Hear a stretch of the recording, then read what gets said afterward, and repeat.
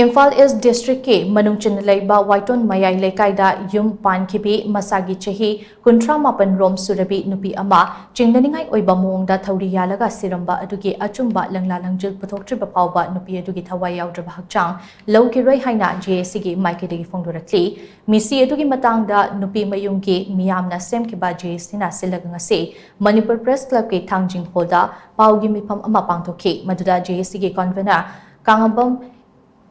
Ingarembana hai Langdum Mayai Leikai dagi hidam sana tombi ase Waiton Mayai Leikai de leiba RK nisikanta da yumpan bane haukiba tang nipan ge numidang da nupa mayum dagi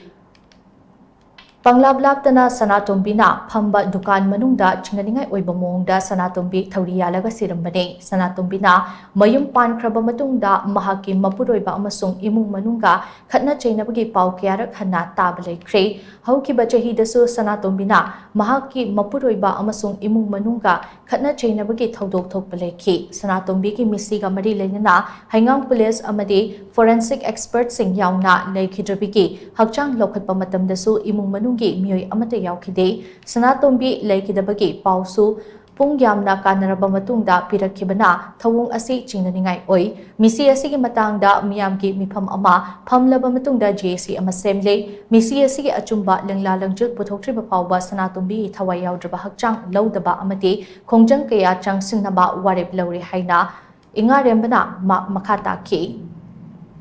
misi asigi achumba while phamnanaba gidabak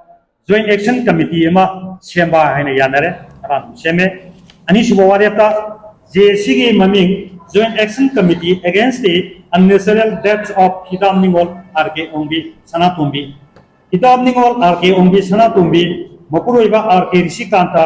Waiton Mayai Leikai da leibagi maram sadaba misi asigi matangda asumba Langla-Langjin mari leinaba authority na Puthoktriba Phaoba leibak miyam balwenana akan ba khongjan sin minaba haina ngasigi mifamna amathoi ne yanare